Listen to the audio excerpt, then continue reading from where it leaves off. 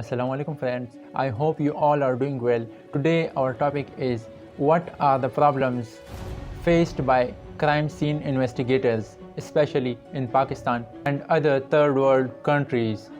It is the basic problem for the crime scene investigators that people directly rush toward the crime scene when a crime is occurred or a crime has happened. People are curious to know what has happened in the crime scene, and they sometimes even touch the dead body. So it is now difficult for the crime scene investigators to get evidences easily because most of them are extremely contaminated. The second problem is the dispute among jurisdictions.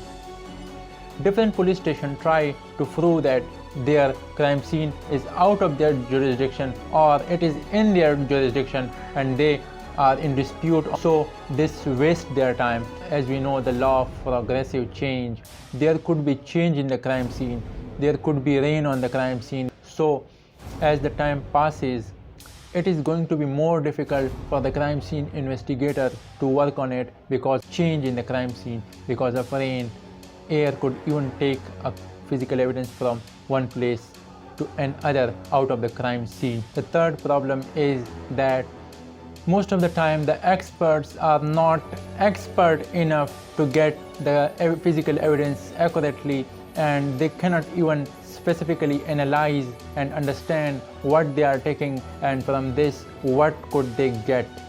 So because of their unawareness, no training, they are unable to get a correct evidence. The fourth problem is the lack of equipment. Most of the time they do not have proper equipment to get all the evidences correctly.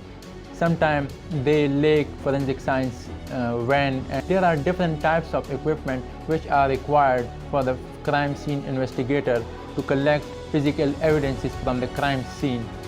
So when there are the lack of equipment, so they are unable to get correct evidences and they face so much problem in collecting physical evidences.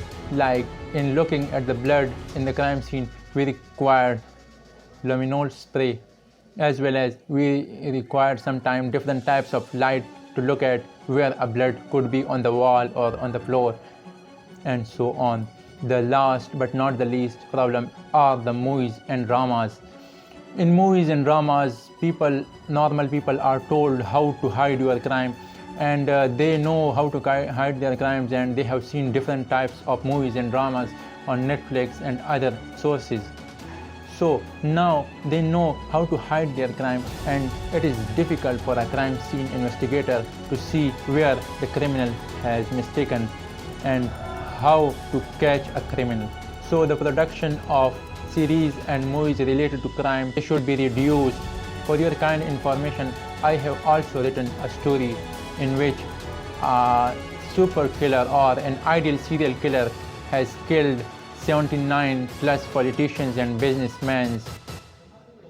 This story is related to an ideal serial killer who is also a visionary killer, but it is also called a super killer because it is a unique killer. But in this story I haven't told anybody how to commit a crime because I do not want it to let them know. So all the movies must be censored in which there is glorification of offenses. I have seen so many cases in which kids have killed their family members, and at the end they are saying that I have learned this from the movie. The data of this video is taken from the article of Professor Azaz Ali Shah and Professor Dr. Basharat Hussain. The article is really interesting, and you must read that if you are preparing for an exam related to forensic science. Maybe I haven't explained that really well, that I had learned from that article. See you. Goodbye.